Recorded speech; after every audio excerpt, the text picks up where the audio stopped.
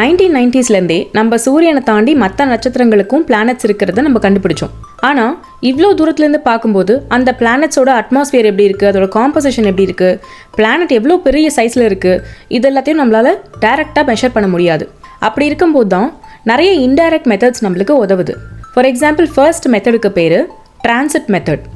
ஒரு ஸ்டாருக்கு முன்னாடி அதோடைய பிளானட் வரும்போது அந்த ஸ்டார் லைட்டை அது சின்னதாக பிளாக் பண்ணும். அப்படி பிளாக் பண்ணும்போது எவ்வளோ ஃப்ராக்ஷன் ஆஃப் லைட் பிளாக் ஆகுதுங்கிறத வச்சு அந்த பிளானட்டோட சைஸை ஏறக்குறைய நம்ம தெரிஞ்சுக்க முடியும். அந்த ஸ்டாரோட பிரைட்னஸ் குறையிறத வச்சு அந்த பிளானட்டோட சைஸை நம்மளால் கண்டுபிடிக்க முடியும். சின்ன பிளானட்டாக இருந்தால் அந்த பிரைட்னஸ் கொஞ்சமாக டிப் ஆகும்.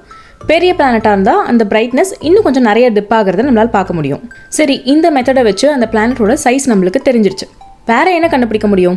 ரேடியல் வெலாசிட்டி அப்படின்னு சொல்லக்கூடிய இன்னொரு மெத்தட் மூலமாக இந்த பிளானட் தன்னோட ஸ்டார் மேலே ஏற்படுத்துகிற தாக்கத்தை நம்மளால் ஸ்டடி பண்ண முடியும். இதை வச்சு இந்த பிளானட்டோட மாஸை தெரிஞ்சுக்கலாம். ஸோ அதோட சைஸும் மாஸும் தெரிஞ்சதுனால இப்போ அந்த பிளானட்டோட டென்சிட்டியவும் கண்டுபிடிக்க முடியும். ஒரு பிளானட்டோடைய டென்சிட்டியை தெரிஞ்சுக்கிறது மூலமாக அது எதால் உண்டாயிருக்கு, பாறைகளால் நிரம்பி இருக்கா பூமியை போல, இல்லை ஜூபிட்டர் சாட்டனை போல வாயுக்களால் நிறைஞ்சிருக்கா அப்படிங்கிறதையும் கண்டுபிடிக்க முடியும்.